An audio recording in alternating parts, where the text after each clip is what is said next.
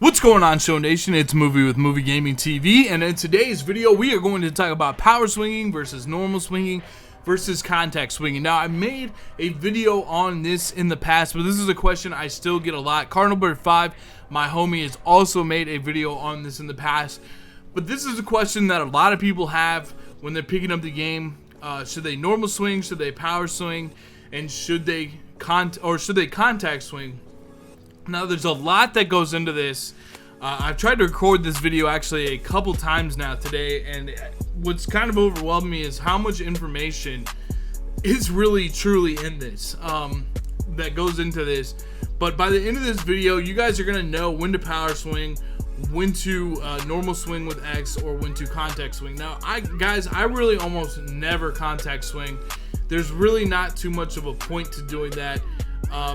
You really just need to normal swing, and you really just need to power swing. And knowing the situation of when to power swing has to do with the PCI. Now, let me explain this the best that I can. When you power swing with square, you guys can see the size of the PCI right now. The PCI, the margin of error, the PCI itself, it gets smaller when you power swing. So let's power swing on this pitch, and you guys can see the feedback over on the left. It's smaller than the PCI I have on the screen. So you saw that one with the power swing. Now I'm going to normal swing, and pay attention to that picture in the bottom left. And I'm going to normal swing, and when we get that picture again, you guys are going to see that the surface area of the PCI is bigger. See how it's bigger down in the bottom left than it was for that power swing? We're going to do a power swing again. It almost would be better if I missed these pitches. I apologize for that. But now you can see with the power swing, the surface area of the PCI is smaller. So that's where the risk reward of power swinging comes in. That is the core basis of the difference between a power swing and a normal swing, is the PCI itself gets smaller when you power swing. And when you normal swing, you have a little bit more circumference area. Another difference is the power swing is a little bit slower.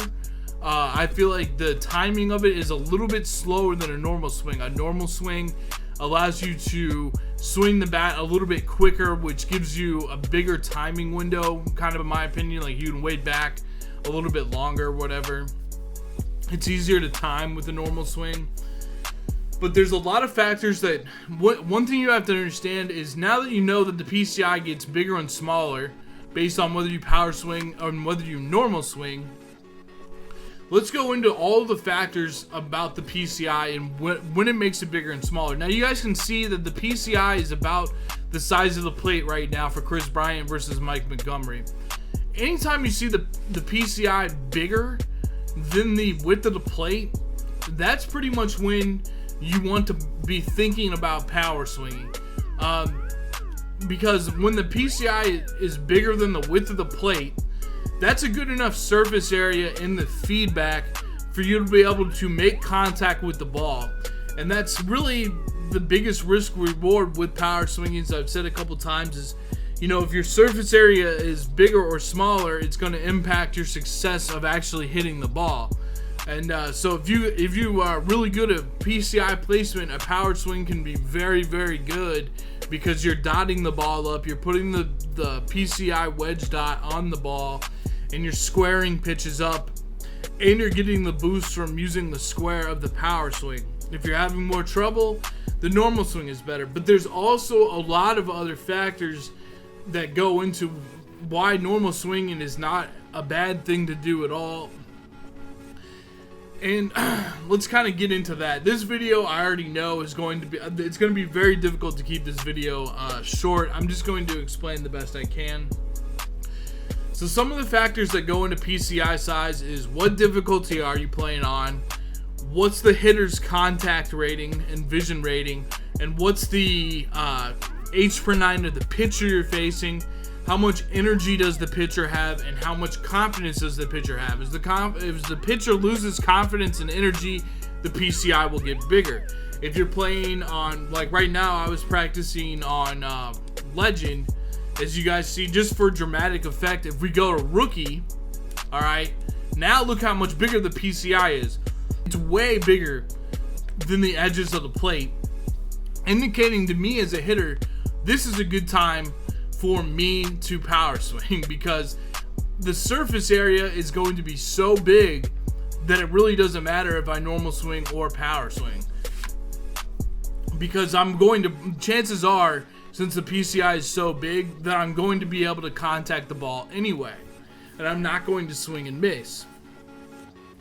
So basically, if you're a championship series player or a World Series player, you're playing ranked seasons, you're going to be playing on Hall of Fame difficulty. But if you're anything under that, or if you're playing Battle Royale, or if you're playing events, you're going to be playing on All-Star. That's the hitting difficulty that you're going to be playing on. And All-Star and Hall of Fame, there's a big difference.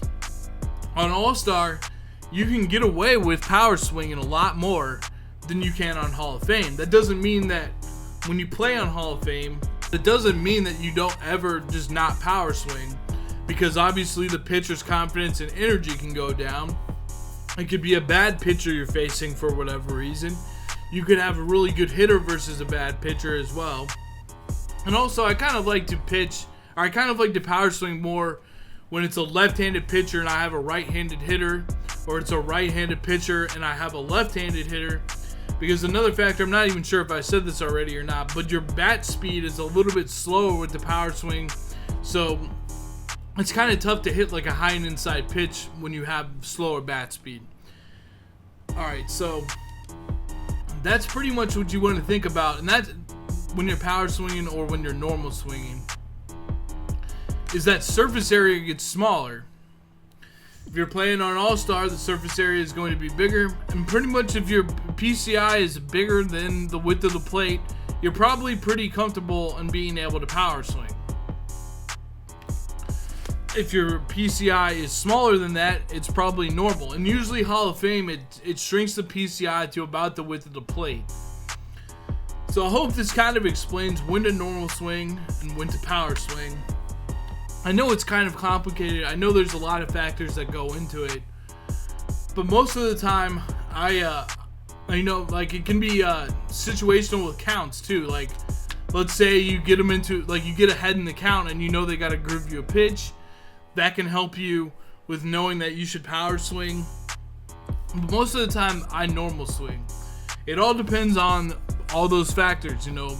What difficulty are you playing on? What's the pitcher's K per 9? What's your hitter's abilities? All that kind of stuff. I'm doing the best I can to explain this, guys. I'm sorry if this doesn't make sense. What I'm going to try to do on this video is, if you guys have questions, just leave them down in the comment section below. I'm trying to think of what else I want to say, and I think that's pretty much it. You know, that's what you need to think about when you want to power swing or normal swing. So thank you guys so much for watching this video. I hope you guys are having a great day. Drop a like if this video helped you out. Drop a sub if this video helped you out, and hit that notifications bell. And until next time, guys, thank you so much for watching. Peace.